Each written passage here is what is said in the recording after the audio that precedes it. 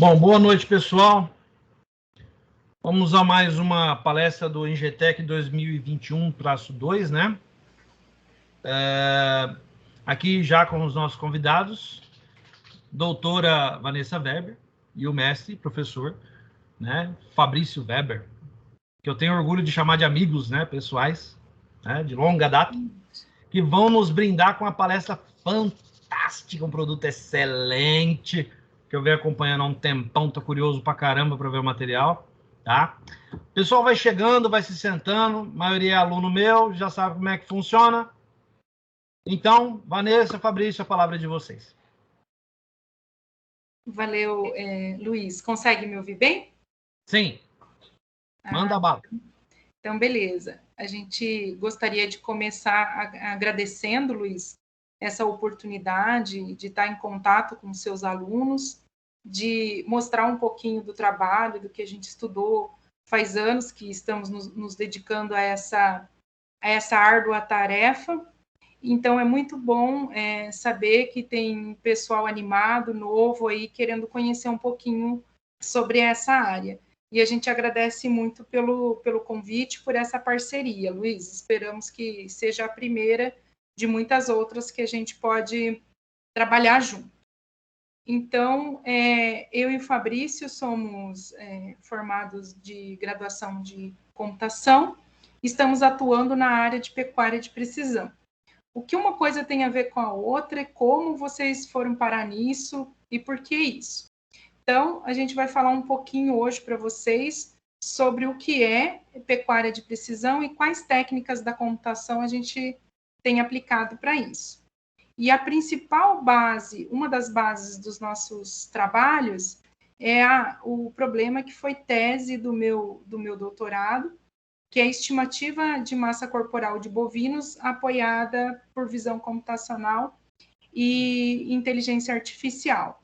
Então, o que acontece é que a gente usa os algoritmos, as técnicas que estão já bem estabelecidas para outros problemas, para coisas corriqueiras do dia a dia nosso, para tentar resolver problemas da pecuária. Então, a gente trouxe um mini currículo para vocês. Só um minutinho que o Fabrício vai colocar para apresentar aqui para nós.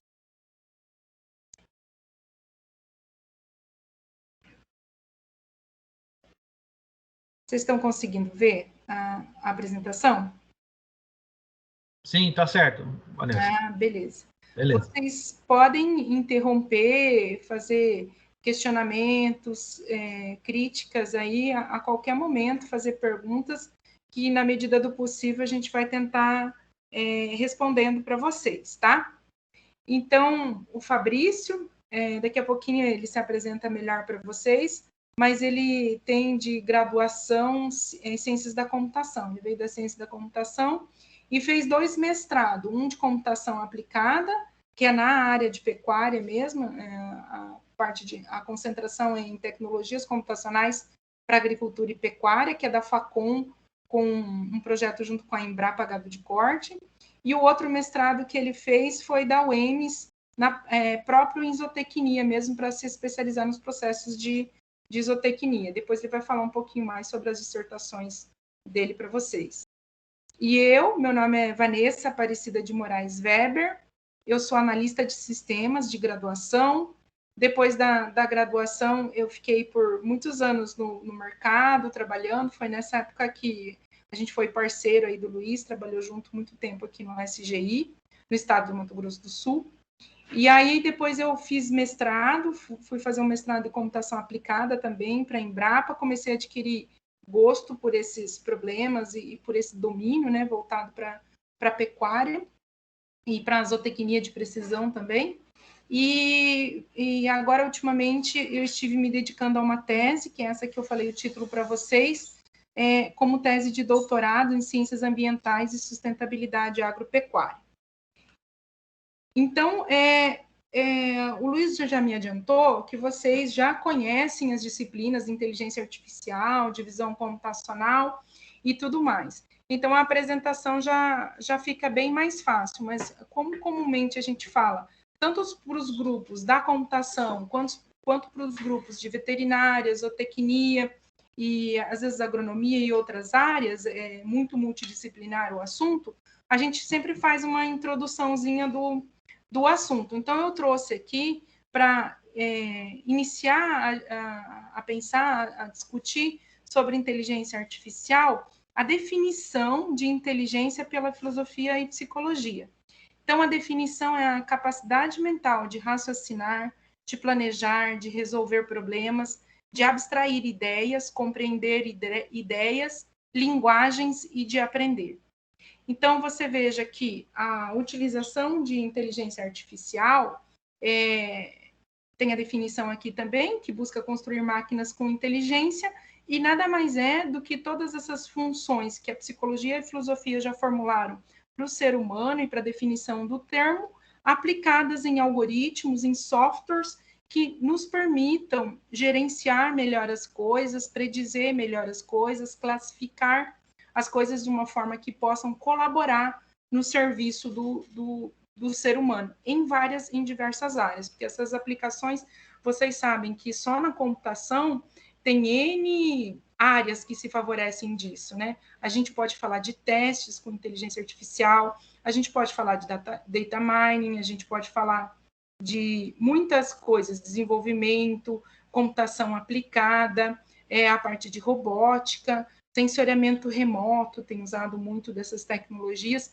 Então, são inúmeras as áreas da computação que se favorecem dessa área que agora a gente tem chamado de inteligência artificial. O nosso forte, o nosso grupo de pesquisa, principalmente que eu participei aí no doutorado, se chama Inovisão. É um grupo formado por alunos de várias universidades, mas ele fica estabelecido lá na UCDB. E a gente trabalha lá com visão computacional aplicado a vários problemas, né? Então, a maioria dos problemas, eles levam em conta imagens coletadas via VANTs ou drones, imagens aéreas, agora estão trabalhando com sensoriamento remoto, e começou com a aplicação dessas imagens, desse tipo de processamento de dados, para a agricultura, para a soja, para estimar área foliar com problema, insetos e esse tipo de coisa. Então, visão computacional, como vocês sabem, transmitir para o computador, tentar fazer com que o computador aprenda, uma das características que do ser humano é muito simples e quase que inata, que é ver e, a partir da imagem, tomar uma decisão. Classificar imagens, por exemplo, olhar para essa imagem aqui, que é uma das referências, né, em visão computacional, e saber que aquilo é um carro, um ser humano e uma bicicleta, né? E que o fundo é composto por casa, por grama, por asfalto, meio-fio e tudo mais. Então, para o ser humano é muito fácil olhar para uma imagem dessa e falar essas definições. E para a máquina isso não é tão simples assim. Exige que a gente use de várias técnicas para conseguir que ela tenha uma acurácia boa para classificar alguns desses objetos. Alguns com mais facilidades, outros com muitas dificuldades. Então, nas disciplinas de vocês, com certeza, vocês já viram técnicas muito interessantes para fazer tudo isso que eu estou falando. E eu vou falar de algumas que nós aplicamos nos nossos problemas, para vocês terem uma ideia do que a gente usou, o que a gente estudou, e quem sabe vocês animam a trabalhar com isso, com a gente, continuar as pesquisas e tudo mais. Porque essas pesquisas, elas são, assim, totalmente de publicação científica, então vocês têm acesso a esses artigos, vocês podem me pedir, eu posso passar para o Luiz, os que não são gratuitos, alguns estão disponíveis gratuitamente, e os dados e tudo mais, basta vocês quererem continuar essas pesquisas e estabelecer outras técnicas, outras metodologias para validar o que a gente fez. Então, vamos entender qual é o problema e por que trabalhar com pecuária. Esse gráfico, ele tem por base os dados da BIEC e traz a quantitativo de cabeças de bovinos no Brasil desde 1975 até 2020. Apesar de agora estar se mantendo em um número mais estável, até diminuiu, né, de 2015 para 2020, o quantitativo de cabeça de bovinos no Brasil é muito grande. A gente só perde em número de cabeças para a Índia, justamente. E a Índia é um país onde o animal é considerado sagrado, então não tem abate, é bem menor o número de abate, né? Na verdade tem sim, mas é bem menor. Então a pecuária, por esse número de cabeça, ela tem uma relevância econômica para o Brasil. Para o Brasil e para muitos estados brasileiros. E se vocês observarem aí, esse mapa, ele traz, pela intensidade da cor, a quantidade de cabeças e o rebanho, né, distribuído pelo nosso país. E observem o nosso estado, o estado vizinho aí, como se favorece do cultivo, como se favorece da criação de gado, né? A economia do nosso estado é muito baseada nisso e é um tema relevante para vários produtores, inclusive para a administração do estado. Tá. O que a gente precisa fazer? A gente sabe que a pecuária, ela se favorece das terras que temos, da gestão que já existe, da forma de gerir as propriedades e tudo mais. Porém, a população mundial continua crescendo e a gente vai precisar de mais proteínas. A proteína da carne bovina, ela não é a mais procurada como fonte de proteína, né? Ela fica atrás do peixe e de suínos também. Porém, ela é uma das preferidas e está em extrema ascensão, principalmente pelo comércio com a China, né? A população da China é muito interessada em consumir mais carne bovina.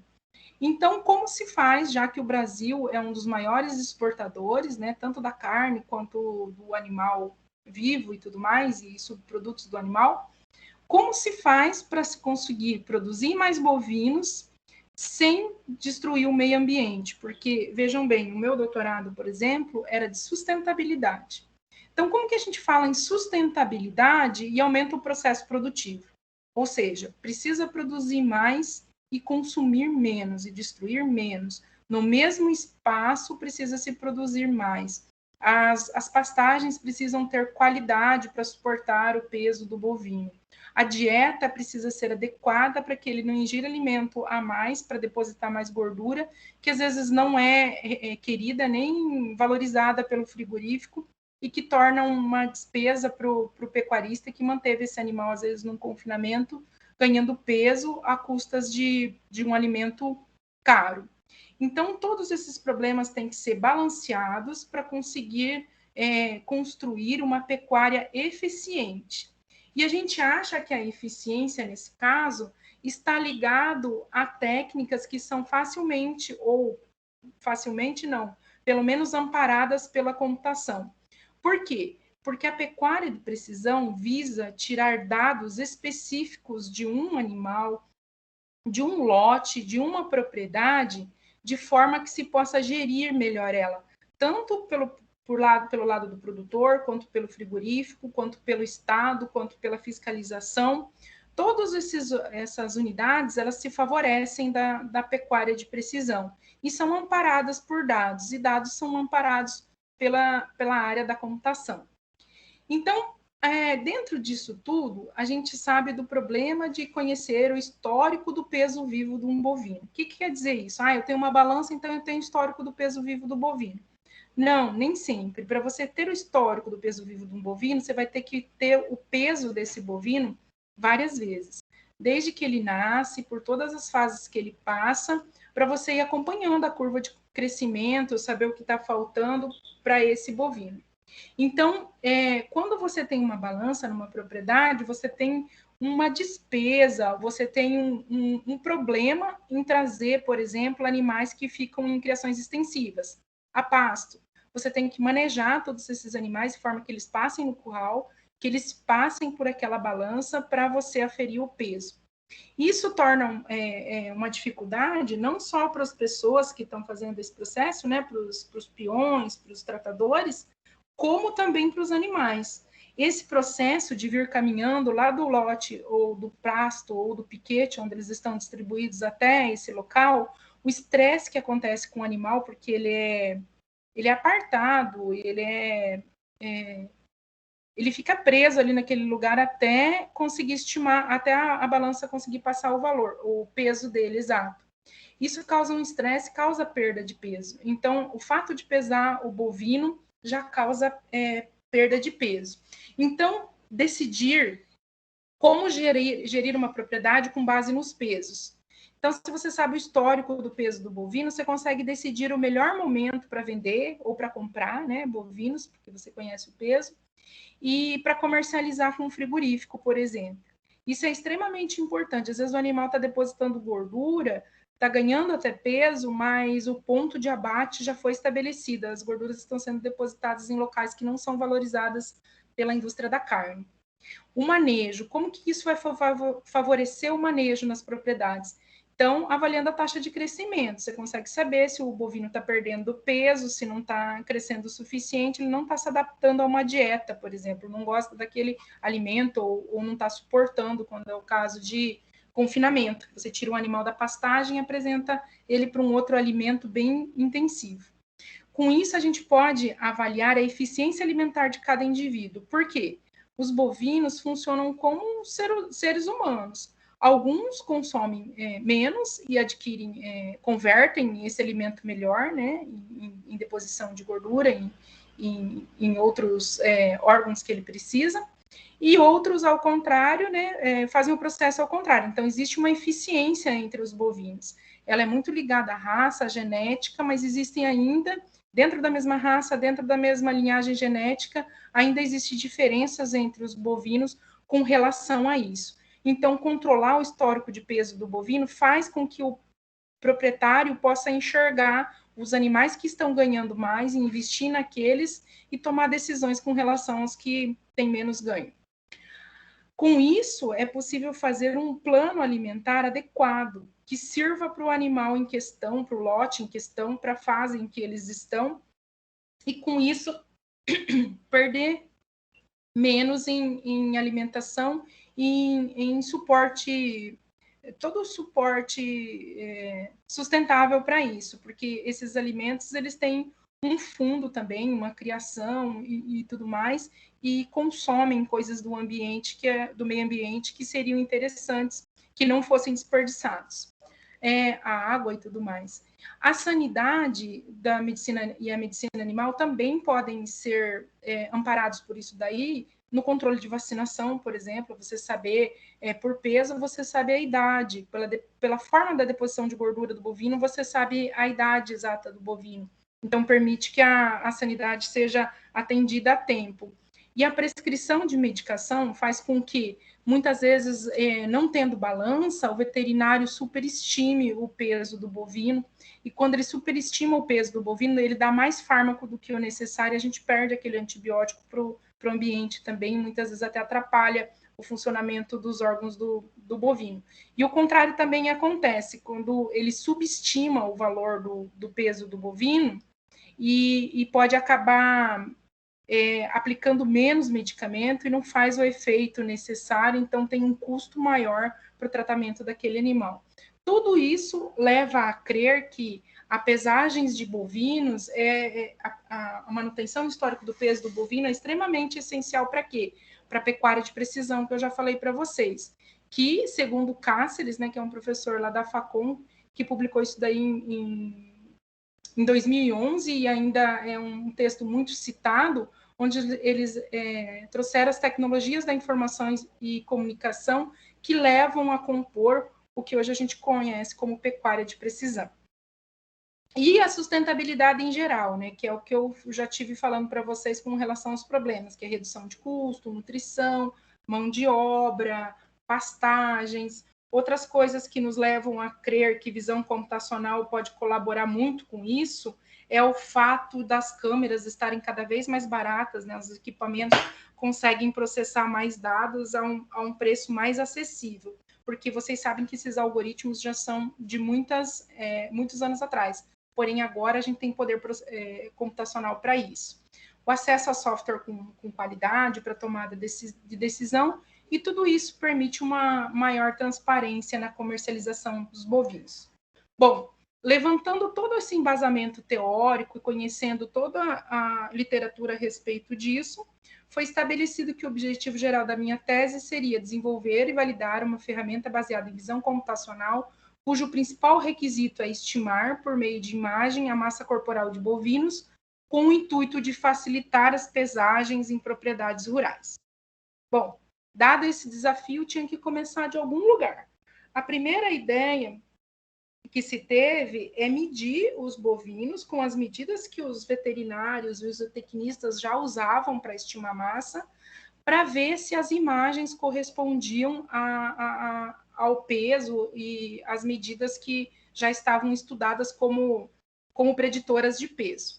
Bom, como vocês já sabem de machine learning e deep learning, este é um problema de regressão, né? A gente precisa extrair características dos bovinos que expliquem o peso, que resultem no peso do bovino. Então, esse experimento foi publicado na RBZ. Vocês podem, como eu falei, solicitar o artigo, eu compartilho com vocês. Nesse caso, a gente usou as vacas da raça Girolando. Por que usou vaca de raça Girolando e leiteiras?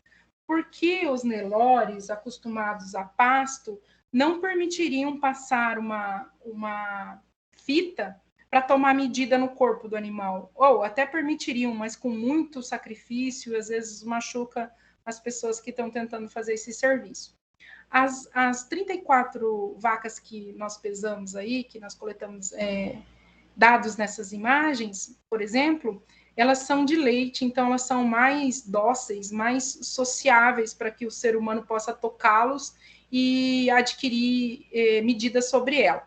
Então, eu adquiri aí essa imagem, tem um colega pegando o perímetro do torácico, porque é altamente preditor, segundo os autores da medicina veterinária. E os equipamentos que a gente usou era aquela fita que estava na imagem anterior, um conjunto de câmera de segurança dessas simples que vocês têm nas casas de vocês, que vocês veem com frequência por aí, compram lá no camelódromo, é um negócio barato. O que a gente fez? A gente colocou uma câmera na saída da balança, porque precisava pesar, extrair as medidas e já adquirir a imagem naquela hora, para que aquela imagem correspondesse aos dados que a gente tinha. Colocou uma câmera em cima da balança, né, por onde o animal passa, e esse monitor demonstrava os lados dos animais que a gente estava vendo pelas câmeras para ver como estavam as imagens e calibrar se possível.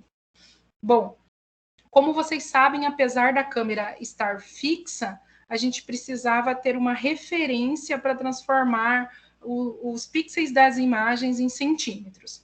Então, para isso, a gente fez uma anotação, a gente anotava que animal que era para usar as fotos depois, e entre esses dois tracinhos tem 30 centímetros que é para calibrar a imagem para medir esses bovinos na mão. Então, eles foram medidos pelo dorso, da área do dorso foram extraídas as seguintes medidas. A largura do quadril, que é exatamente essa parte roxa ali que mostra para vocês. Depois, a distância da cauda ao pescoço. Por que foram tiradas essas medidas? Porque essas medidas estavam relacionadas na literatura como altamente preditoras do peso de bovinos. O comprimento todo do corpo, né?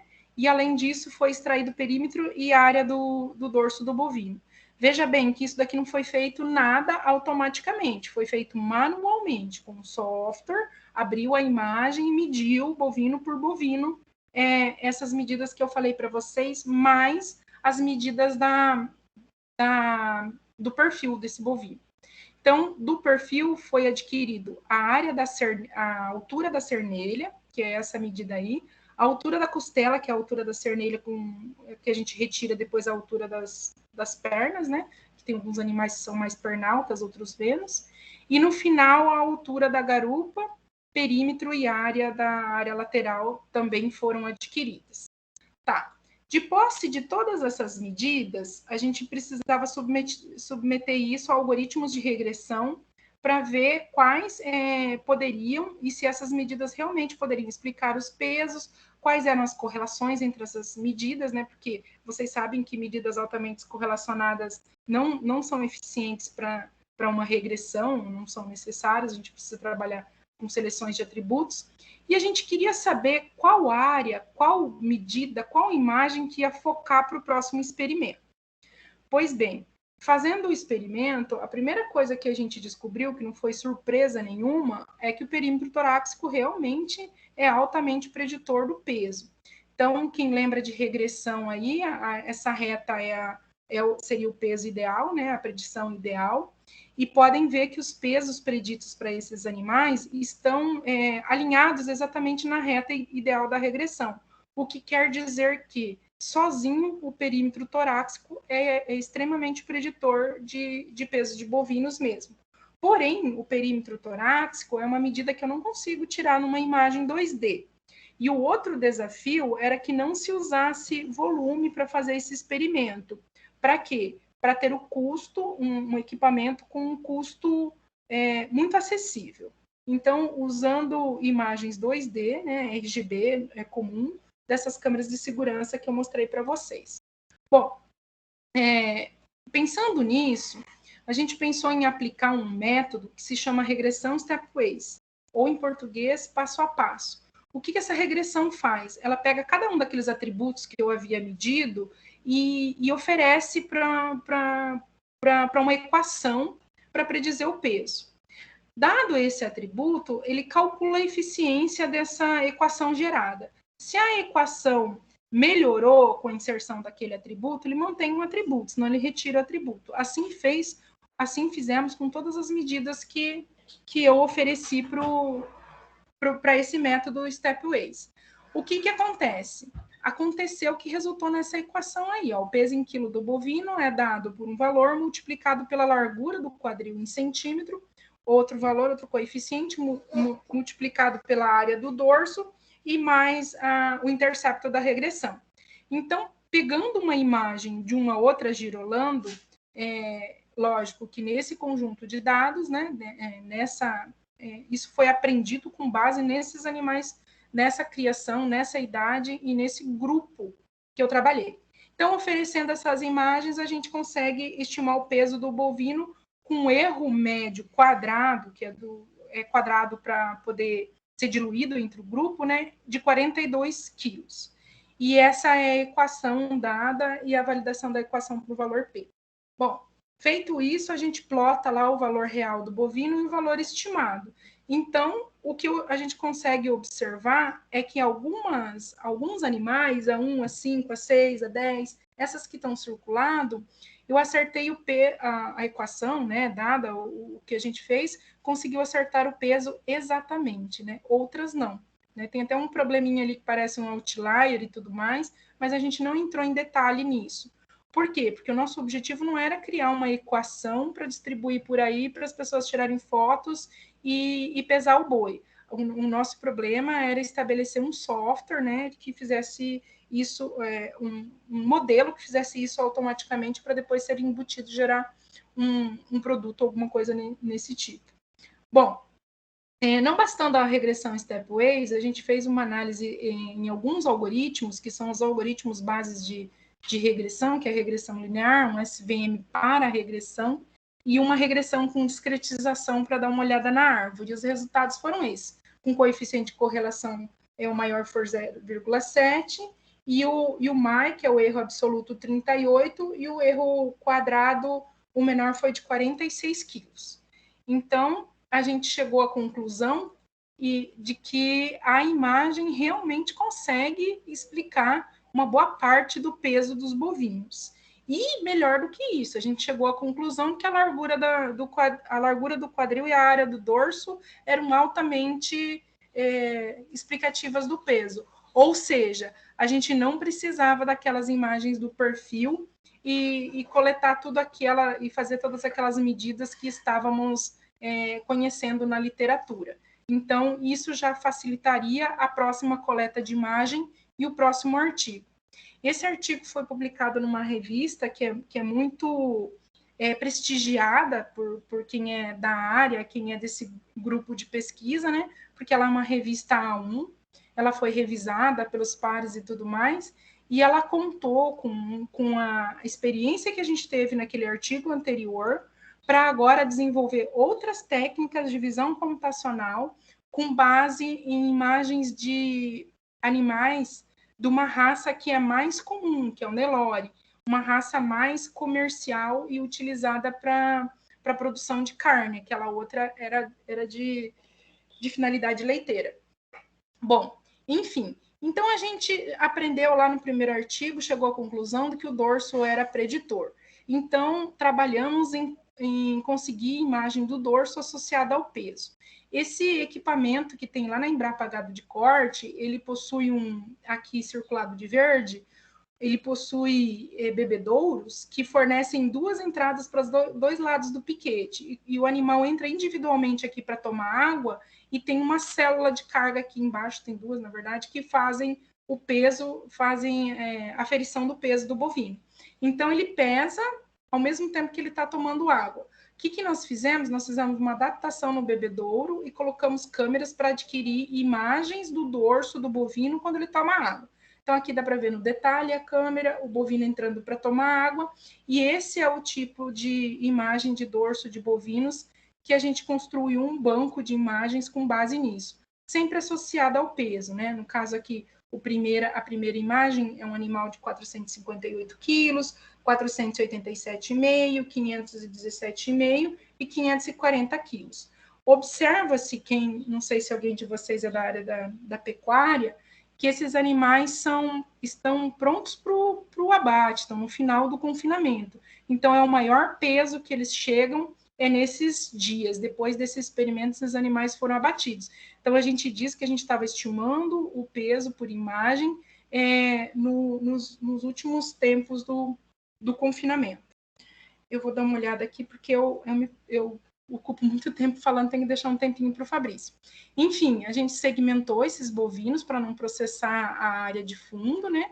Com a imagem segmentada, a gente aplicou uma técnica que vocês usam bastante, ouviram falar bastante, que é o RU Convex, usa bastante naquelas para extrair os dedos e fazer processos com mão, com leitura de sinais e tudo mais, mas o objetivo era identificar essas partes convexas do animal, essas entradas. Por quê? Um animal muito magro, ele apresenta exposição, um pouquinho da exposição óssea aqui sobre a pele, lógico, mas ele causa bastante dessas convexidades na imagem. Então, nós contamos o número de vales, como vocês podem ver aqui no detalhe, e salvamos isso nos dados como atributos desses animais. Outra coisa que a gente precisou fazer foi centralizar a imagem, porque o bovino ora entra de um lado, ora entra do outro, e a gente gostaria que as imagens estivessem todas semelhantes. Então, elas ficaram todas rotacionadas para que ficassem iguais.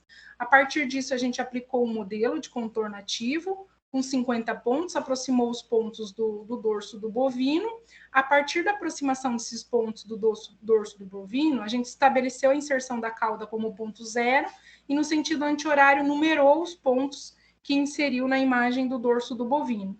Após numerar esses pontos, a gente submeteu a uma redução de atributos para ver quais dessas a gente mediu, né, ponto a ponto, um para todos, e submeter um algoritmo de seleção de atributos. Para quê? Para identificar as medidas que mais representavam o peso de um bovino. E a nossa surpresa, e a grata surpresa, foi que o abdômen é muito representativo do peso, porque é óbvio, porque ele está ali tomando água, então o abdômen dilata e aumenta o peso do bovino, e as imagens refletiram isso. E outras medidas, que eram medidas que a gente estava esperando muito, por exemplo, entre o 0 e 1, que é a inserção da cauda. Eu vou adiantar um pouquinho para mostrar para vocês como que isso faz sentido quando você vê a diferença entre um bovino extremamente magro e um bovino com bastante gordura inserida. Vocês podem ver a inserção da cauda como é diferente, né? Então, a gente já estava esperando alguma coisa desse tipo e os algoritmos demonstraram isso na seleção de atributos. Bom, feito isso, a gente submeteu novamente a algoritmos de regressão, dessa vez ElasticNet, Bagging, regressão com discretização e Random Forest. E o que a gente chegou o que a gente aprendeu com isso daí? Quais métricas a gente conseguiu extrair disso daí? MAI, que é o erro absoluto do grupo em 13 quilos, e o erro médio desse conjunto de 15,88 quilos. A gente considerou esse resultado muito bom, apesar de ser automatizado. E vocês sabem que quando a gente fala que o resultado é no grupo, né, uma média, que alguns animais tiveram uns bons resultados e outros uns resultados ruins. Então, na média, fica isso daí. No artigo lá a gente discute melhor isso, por que isso acontece, né? A gente fala bastante sobre segmentação, sobre a posição do bovino e algumas propostas de soluções para resolver isso daí para uma aplicação mais prática. Então, se vocês consultarem um artigo, vocês vão saber melhor disso daí, ou a gente pode discutir depois, que eu preciso deixar um tempinho para o Fabrício falar. Mas eu vou falar mais um artigo para vocês, que por conta dessa coleta de imagem, a gente conseguiu 160 mil imagens de bovinos correlacionadas com peso. Então, é quase impossível segmentar e fazer algumas coisas semiautomáticas com isso, porque é muito dado. Então, como vocês são da área, vocês sabem que a melhor solução nesse caso seria aplicar Deep Learning, né, extração automática de característica, para entender o peso do bovino. Mas, como é um experimento científico, a gente não queria simplesmente entender ou explicar o peso do bovino. A gente queria aprender e discutir quais as regiões dos bovinos, né, quais as regiões das imagens dos bovinos mais estavam explicando esses resultados dessas regressões. Então, foi aplicado aqui esse artigo também, está publicado, a gente fez em parceria com uns colegas dos Estados Unidos, foi publicado num evento bem referenciado sobre rede neural convolucional, e a gente usou aqui para esse experimento redes de atenção, para conseguir identificar quais regiões exatamente dessas imagens do dorso mais estavam explicando o peso e quais eram os problemas que levavam a ter o resultado que teve no caso. E aqui a gente conseguiu mamar entre todas essas imagens de 21 quilos. Então, um erro médio absoluto de 21 quilos nessa publicação de artigo. E com base nesses resultados, ainda como eu estou trabalhando com dorso, eu fiz coleta e tenho um processado pronto para pôr resultados e enviar para publicação, um artigo com drone para estimativa de massa e ponto de abate, que faz, na verdade, a mesma coisa que uma junção desses artigos que vocês viram. Então, esse foi o meu projeto, esses foram os trabalhos as pesquisas que eu fiz para estimar massa de bovinos. Aí o Fabrício vai falar um pouquinho mais sobre o experimento deles para vocês.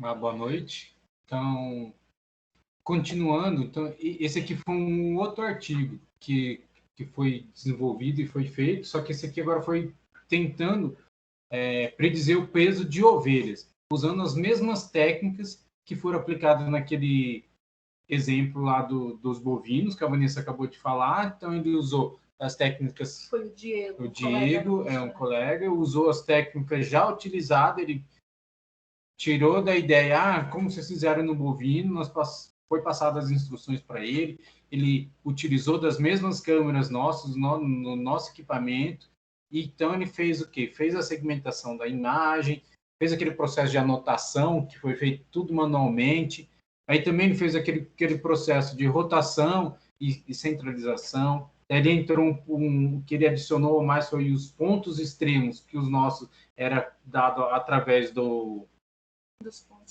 50 pontos, que ele determinou os 4 pontos extremos e fez correlação entre as distâncias desses pontos. Tá? Então, ele também usou o convexo, também usou a curvatura, né? E além da área e perímetro do animal. Esse artigo está aí como pré-proof, mas ele já foi publicado. Tem publicação, se vocês precisarem. Aí, então, o que me levou, né, a tentar fazer o reconhecimento de bovinos através de imagem. Como vocês já viram, a Vanessa estava tentando predizer o peso dos animais, e quando a gente estávamos fazendo esse levantamento, a gente tinha que marcar, numerar com bastão qual era animal 1, 2, 3 e assim sucessivamente, para depois a gente saber quem era o animal lá na imagem que nós estávamos trabalhando. Então, já que nós estávamos adquirindo essas imagens, né, lá, então falar, então nós vamos o quê? Vamos tentar reconhecer nas imagens quem são esses animais. Então, essa proposta que foi lá no grupo da UEM, na UEMS, aqui da UANA, né, no mestrado de zootecnia, lá tem um grupo de conservação de bovinos pantaneiros. No Mato Grosso do Sul, tem 2 grupos de conservação desses bovinos. Um que está localizado na Embrapa, de Corumbá, e um em Aquidauana, em Aquidauana, né, no Bopan.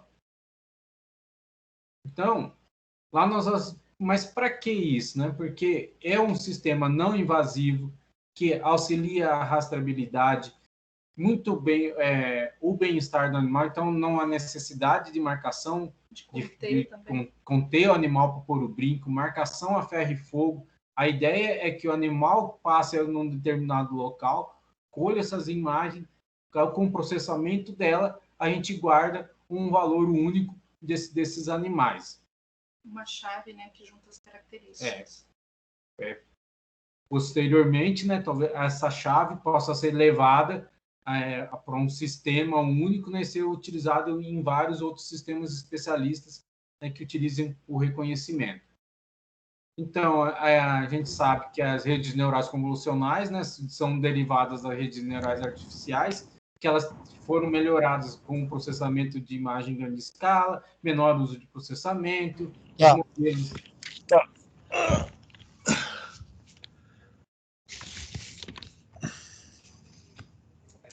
Então, aqui é o modelo simples da rede neural que nós fizemos. Nós passamos várias imagens de bovinos, de N lados deles. Então, nós fizemos extrações de características e, no final, uma rede totalmente conectada, né, utilizando para classificação. Então, eu entrava com uma imagem 224 por 224, fazia um pooling, né, uma convolução de 5 por 5, depois um pooling, que seria a diminuição dessa imagem de 2, fazia mais uma convolução, mais um pooling, e assim sucessivamente, até sair um mapa de característica de cada pixel dessa imagem. Aí, com esse pixel, esse mapa de característica, eu vou poder indicar naquela imagem se é o bovino X, Y ou Z. Como foi o processo, né, de aquisição dessas imagens? Então, nós tínhamos a saída do mangueiro, nós aproveitamos quando o gado estava sendo pesado, fazendo outro manejo desse gado. Então, ele vinha na saída aqui na seta verde, ele fazia esse contorno a laranja ou o amarelo antes da saída. Por quê? Porque aqui na saída ela estava fechada. O animal, por instinto, ele já faz esse contorno aqui para procurar outra saída, né? Que ele já conhecia, então é que eu conheço, está fechado, ele faz esse contorno automaticamente, né? Por instinto. Aí, quando ele fazia, quando eu estava as imagens da câmera 1, que é a câmera de cima estava coletando dados do dorso, a câmera 2, 3 e 4 dos dados laterais. Aí o animal saía. Aqui é um exemplo, né, da coleta de imagem. Então, aqui foram utilizados 51 animais, machos, fêmeas e bezerros de diversas idades, que totalizou um total de 27 mil imagens desses 51 animais. Então, nós aí enviamos para 3 redes neurais, né, a ResNet 50, a Inception e a DenseNet. Cada uma com um tipo de arquitetura diferente, uma mais pesada, uma mais leve, que a gente pode verificar isso através da duração do tempo de processamento, como demorou 52 horas, 29 horas, 7 horas. Isso, então, que é um processo caro na computação que nós sabemos, né, hoje em dia, que é o poder de processamento. Então, quanto mais processamento, menor vai ser esse tempo e maior pode ser a nossa acurácia ou até mesmo o número de testes que nós estamos fazendo nesse procedimento, né? Então, aqui nós tivemos uma acurácia de 99% na apresentação. Outra pesquisa que nós fizemos também foi a determinação do número de montículos, né? Que é o número de cupim, o cupinzeiro de uma determinada área. Então, a gente foi feito a contagem através da imagem, teve uns especialistas que iam lá, contavam as imagens, anotavam na imagem, ó, essa imagem tem 1, 2, 3, 4 cupins. E depois a gente tentava contar somente com visão computacional básica, né, o número de cupins. Aplicaram filtros na imagem e tentava descobrir. Outro que tem também é a classificação de imagem de ovos adquiridos. Então, a gente queria saber aqui se a imagem poderia nos determinar a quantidade de dias de ovos. Porque a idade do ovo, né? Então, a gente fez ovos de 0 a 21 dias. Aqui nós podemos ver bem a diferença de um ovo fresco de 0 dias com um ovo de 28 dias. Né? Que a gente fica imaginando, por que tem a diferença daquele ovo? Quando eu abro, ele espirra água para tudo quanto é lado, que a gente tem certeza que esse já é um ovo mais velho, que ele perdeu as características, ele já está transformando o albume em tudo em água. Então, a classificação, esse aqui foi o banco de imagens, foram quebrados, tinham 3 ovos de cada dia. Foi montado um equipamento de coleta, utilizando o Lego do meu filho, que a gente fixava o celular aqui para ter uma distância conhecida e girava ele, né, fazia uma rotação 360, fazendo um filme para ter um maior número de imagens possível de diversos ângulos e outro fixo para ter a altura do ovo aqui.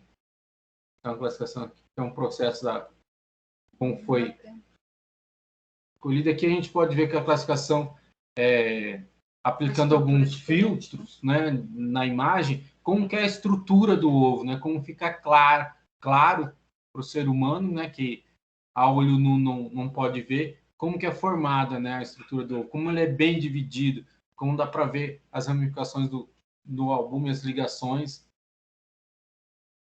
Então, foi aplicado o momento de Hu, Hogg, matriz de concorrência, filtro de Gabor, padrão binário local. Aí a gente fez um ARF, né, e passamos para o processamento de SVN, KNN e J48.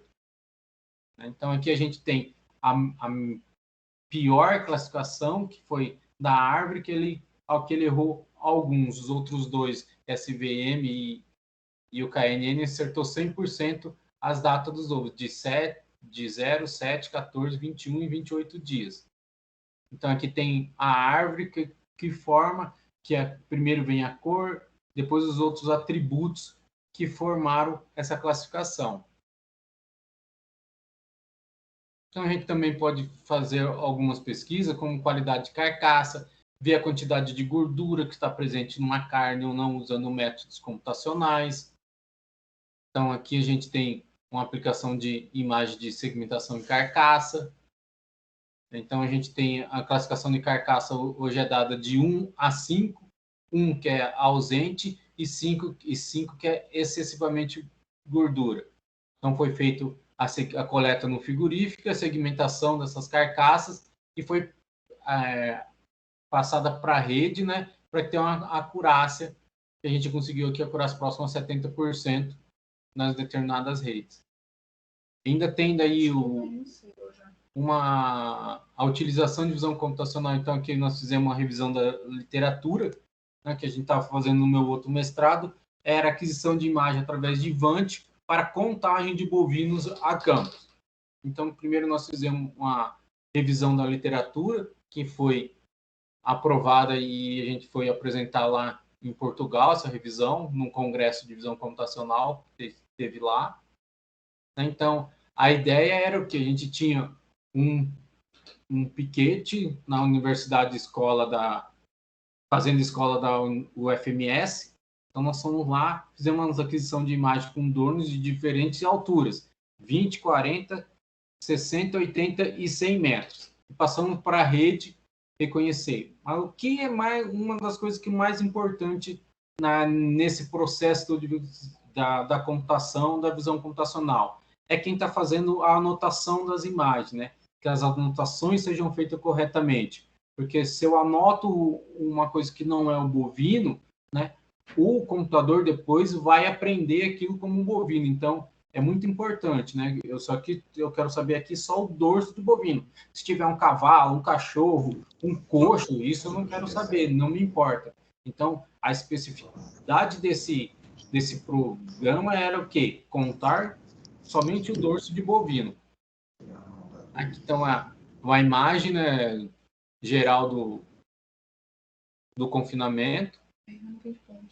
Tá, e aqui depois a gente pode também criar uma nuvem de ponto desse bovino, que era para predizer o ponto de abate. Então, poderíamos tirar N medidas, né, através das imagens adquiridas, para poder correlacionar isso futuramente com outros dados. Isso aqui é mais algumas imagens.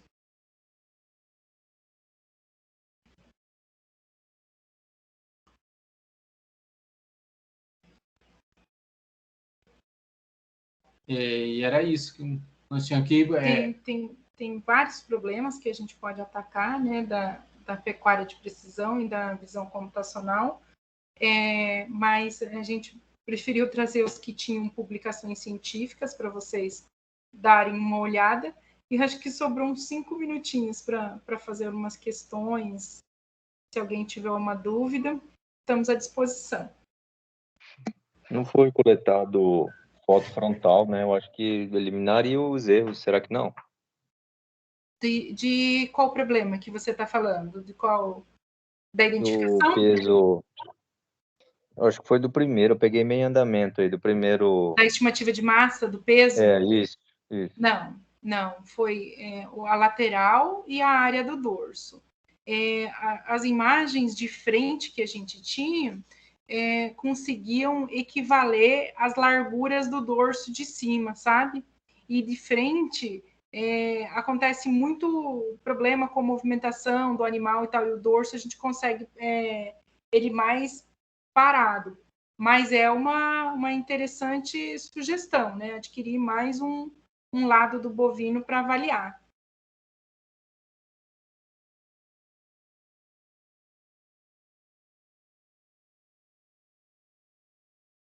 Não sei se William, né?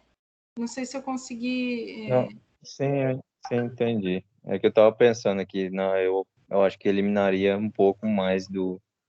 Pode trazer uma melhor acurácia, sim. É uma boa alternativa, sabe? Fazer uma pesquisa nesse sentido de tentar achar mais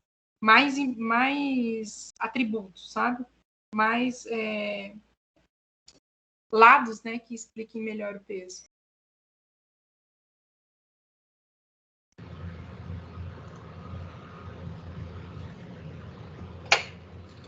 Vanessa, Oi.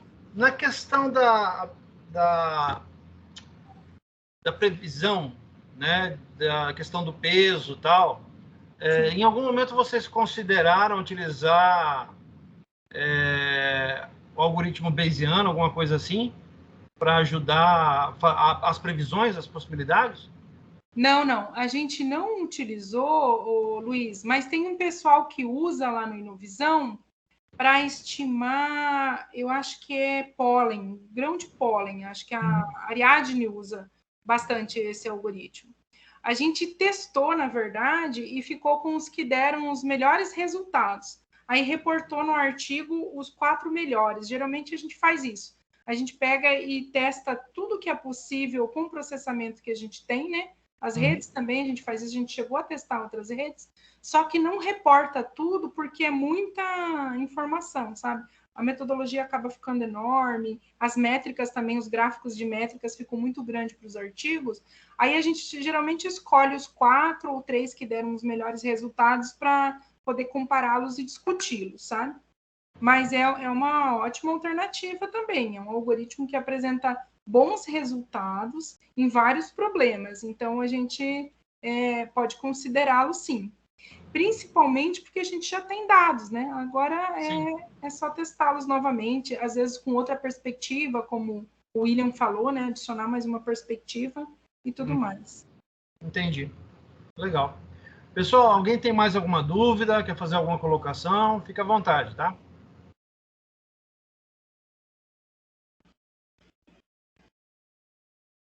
Se alguém quiser as cópias dos artigos, Luiz, eu vou compartilhar uma pastinha contigo, aí deixo contigo o acesso, aí você pode distribuir. Tá. Pessoal que está fazendo inteligência artificial e computacional, a gente deve utilizar o material da Vanessa como um material de discussão em aula, tá? Então... excelente. Lembrando que a palestra vai estar gravada, vai estar disponibilizada no canal do YouTube do professor. Então, podem revisar, podem assistir de novo, quantas vezes forem necessárias. E o material, a Vanessa disponibilizando, eu vou liberar para vocês. Quem não paga essa disciplina comigo e tem interesse no assunto, me procura depois via WhatsApp, tá? Para que a gente possa conversar e eu disponibilizar o material. Tá bom? Isso. E lembrando que eu estou lecionando essa disciplina no mestrado de zootecnia lá daqui da UANA. Então, se alguém terminando a graduação quiser começar na área de pesquisa, trabalhar com esses problemas, a gente está à disposição. É sempre bem-vindo o aluno da computação que queira trabalhar na área da zootecnia, viu, Luiz? Beleza. Eu tenho alguns para indicar aí no final da graduação. O pessoal do último ano aí já tem alguns candidatos aí para serem indicados, tá? Excelente, excelente. Beleza. Pessoal, alguém tem alguma dúvida, alguma colocação, questionamento?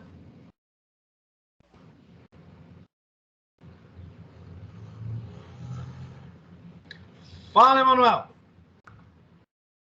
Eu ia deixar passar, mas eu vou só comentar algo assim. É que assim, ela explicou muito na parte da agronomia em si, né? Questão do cuidado com o gado em si. E realmente essa área é uma área que tem muito ainda, digamos assim, que dá para ser feito ainda nela, né? A citação ali de como criar, né, a criação do gado, né, de uma forma mais inteligente, realmente a gente tem, digamos assim, tem como a gente fazer estudos com relação a isso, um exemplo sobre a área do terreno do cara, a quantidade de gado que ele consegue manter ali, né, sem dar muito problema, digamos assim, né, uma forma de criação mais adequada, digamos assim, e isso envolvendo a parte de tecnologia junto, digamos, um exemplo, a utilização dos drones para mapear o terreno, para a quantidade, o espaço em si e tudo mais, a alimentação, às vezes o cara não precisa dar ração diretamente, vamos dar um exemplo, ao animal, mas ele pode fazer um cultivo ali para grama, para o alimento, pasto ser melhor, né? Ele cultivar o pasto de uma melhor forma e poder aproveitar mais isso também. Tem, assim, só comentando mesmo que realmente nessa área tem muito ainda a se desenvolver, digamos assim, né? Sim, é excelente sua observação, viu, Emanuel? A gente conhece um pouquinho de algumas pesquisas, tem um grupo de sensoriamento remoto na UFMS que está trabalhando com estimativa de massa verde, que eles falam, né, que é de pastagem, área verde também de floresta e árvores, mas de produto no mercado mesmo, ainda não temos muitas soluções nessas áreas. Então, a sua colocação é muito pertinente e muito interessante mesmo, Manuel. A gente também considera. Não, é que quando vocês citaram isso, no começo, digamos assim, da palestra, eu imaginei que vocês levantariam esse lado, falando sobre isso, né, questão de como da criação mais adequada, digamos assim. É porque, assim, eu sei que já tem criações que são feitas, né, digamos assim, confinado, né, o confinamento em si, Sim. só que realmente tem um mercado, assim, que o mercado não aceita muito, né, pelo menos aqui no Brasil ainda, não aceita muito esse tipo de criação, né? Eles acreditam que o gado dessa forma não fica correto, não é certo, a alimentação por ração não é bom, dizem que, né, Sim, boatos que a carne não é boa e tal, mas na verdade não é bem assim. Eu acho que o que falta é explicar, digamos assim, melhor para esse pessoal como que funciona, na verdade, isso. Nesse E isso ponto, seria uma forma de criação mais adequada, né, do jeito que a gente tem atual. nesse ponto que você levantou, até pode ter trabalhos, né, para trabalhar junto com a Embrapa, que a Embrapa aqui em Campo Grande, ela faz a pesquisa em diversos cultivares, né, diversos tipos de gramíneas, pastagens. Então, esse também seria uma forma de validar, né, os experimentos, se o gado está aceitando ou não esse tipo de pastagem numa quantidade maior, isso seria altamente relacionável. É que eu cito isso porque eu tenho meus parentes que mexem com criação de gado e é lá no Pantanal, então muitas das vezes você não tem o pasto por causa da cheia, né? Sim. E aí o alimento, digamos assim, que eles acabam dando pro gado, muitas das vezes tem que ser a ração, né, para suplementar, mas é pouco mesmo assim, entendeu? Eles não aceitam fazer isso. Normalmente eles pegam, cortam gramas de outro lugar, tipo a cana de açúcar é um exemplo de alimentação para o gado. Tiram a pastagem de outros lugares, né? Vão lá e colhem caminhões daquilo e trazem para o gado. Mas aqui isso acaba que, digamos assim, é muito trabalhoso para a pessoa de lá, porque ele vai ter que trabalhar muito mais para poder manter o peso do animal, sendo que ele poderia ali mesmo já fazer uma suplementação, ter um espaço onde ele mesmo poderia estar plantando para suprir essa necessidade em alguns momentos, e isso dá para, digamos assim, tem muito que aproveitar ainda nessa área. A parte gerencial dessas propriedades é porque o Pantanal é um bioma todo especial, né? Então, agora que a gente está começando a ver pesquisas direcionadas, assim, eu não sei se você sabe, Manuel, mas existe um selo, né? Agora a BPO, né, que está trazendo um selo para certificar os animais produzidos exclusivamente no Pantanal. Eles só vêm para outra região para abater. Então, existe um mercado procurando, como você falou aí, a sua família, procurando só esses animais criados a pasto, alimentados assim, sabe? Então, esses selos, eles valorizam bastante a carne, sabe? Sim, a criação de forma natural, que eles dizem. Isso. Tem um mercado muito interessado. Assim, na verdade, o que a gente faz é a visão computacional aplicada à pecuária. E como a gente extrai características com câmera, evita de apertar, passar, manejar o gado. E isso causa bem-estar. E o bem-estar reduz cortisol. Tem N fatores que favorecem o bovino por conta do bem-estar. E isso também cria um mercado novo, que a gente tem conhecimento que são de pessoas que estão interessadas em consumir carne, mas que o animal tenha sido tratado de forma que gere bem-estar, né? De forma que não tenha... Digamos, com dignidade. Isso. Existe um mercado para isso. Tem muita gente deixa de comer a carne, né, de alguns animais por causa que eles sofrem maus tratos, né? Então, isso pode ser uma forma, depois, quem sabe futuramente, de ter um selo, né, de qualidade de carne que venha com base na tecnologia, né, da gestão das propriedades. O que eu sei é que no exterior eles compram muitas carnes que são feitas dessa forma. Eu sei que porque, assim, pelo menos a minha família, quando eles vendiam os gados, eles tinham um público, digamos assim, que comprava dele e preferia daquela forma. Isso. E agora cada vez mais, né? Os mercados vão crescendo, então esses mercados especializados, eles agregam valor, que a gente fala, sabe? Sim, então, e ainda falta aí é que está a questão que falta tecnologia ali para poder administrar isso melhor. Eu vi, digamos assim, no início, como eu falei no início da palestra, eu achei que vocês iam citar bastante nessa questão, mas aí a gente foi para a parte mais prática. Aí vocês foram para a parte de pesagem em si, aí eu falei, não, mas tudo bem. É algo assim, que é uma coisa que eu não estava vendo, né? Mas tá bom. É só para comentar mesmo que tem muito ainda para crescer.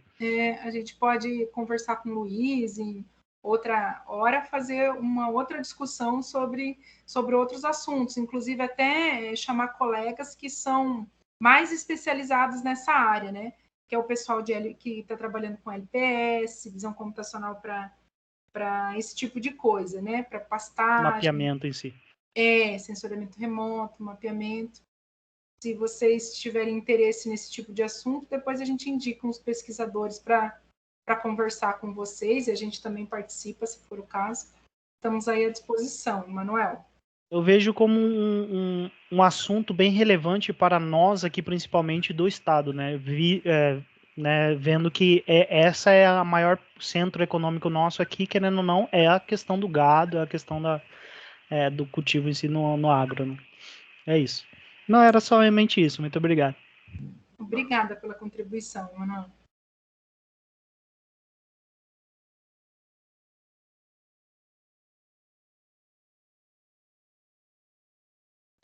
E aí, pessoal, mais alguém? Não? Bom, de qualquer forma, se precisarem, tiverem alguma dúvida, alguma coisa, falem comigo, eu entro em contato com a Vanessa e a gente pensa em alguma coisa para esclarecer para vocês. Tá bom? Vanessa, Fabrício, nós vamos ficando por aqui. Eu vou agradecer imensamente a participação de vocês. Eu estava muito ansioso para ver o material de vocês. Eu venho acompanhando o trabalho de vocês faz hora. E é uma oportunidade sem igual, especialmente o pessoal que paga a disciplina de IA, né, disciplina de IAC, que são duas das disciplinas mais difíceis que a gente tem no curso, né? Inclusive, ela está quietinha aqui, mas a professora que ministra essa disciplina está escondida aqui para baixo, tá? Ela acha que eu não vi, mas ela está por aqui, tá? Ou pelo menos estava. Professora Noísa. Ela estava perdida aqui. Acho que agora se mandou. Mas eu, novamente, queria agradecer muito a vocês, tá? Agradecer também aos alunos e professores que estão aí participando junto com a gente. E deixo aberto o convite para vocês voltarem novamente. Brindar a gente com novos assuntos a respeito da pesquisa de vocês, que é muito legal. Estamos à disposição, viu, Luiz? Conte com a gente aí para o que vocês precisarem. A ideia aqui foi plantar uma sementinha, né? Aí, porque deixar às vezes o tempo deixar uma curiosidade, a gente teve que correr um pouquinho. Já teve alguns que me chamaram aqui no WhatsApp aqui para falar a respeito. No final, às vezes tem alguma coisa que dá para desenvolver em parceria e tudo, isso dá para, ao longo do caminho, pensando e colocar essa moçada bonita aí para trabalhar. Beleza, vamos fomentar assim. Então, mais uma vez, agradeço todo mundo. Muito obrigado, gente. Tudo de bom para vocês. E até uma próxima. Para vocês também, Luiz. Um abraço. Um abraço. Tchau, tchau. Até mais.